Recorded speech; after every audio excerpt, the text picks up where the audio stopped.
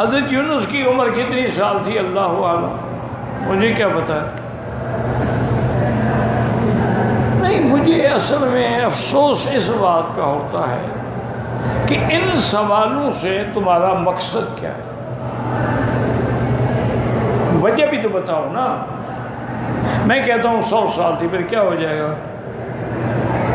अल्लाह आलम जब कुरान में नहीं है, हदीस मुबारक में नहीं है, तो हम झूठ बोले। कुरान ने यूनुस अलैहिस्सलाम का किस्सा बयान किया है, आपका कश्ती में जाना भी बयान किया है, आपका मछली के पेट में जाना भी बयान किया है, और आपकी वो दुआ और निदा भी बयान की है, अल्लाह इलाहा इल्ला अंत सुब्हानका इन्नी कुन्तु मिनज़ ज़ालिमीन। लेकिन कहीं नहीं लिखा कि उम्र कितनी थी। अल्लाह पाक हंसते भी हैं। हाँ, हदीस में है कि यह था को कबा अली को बेशानी, जैसे उसकी ज़ात को ज़ेबा है।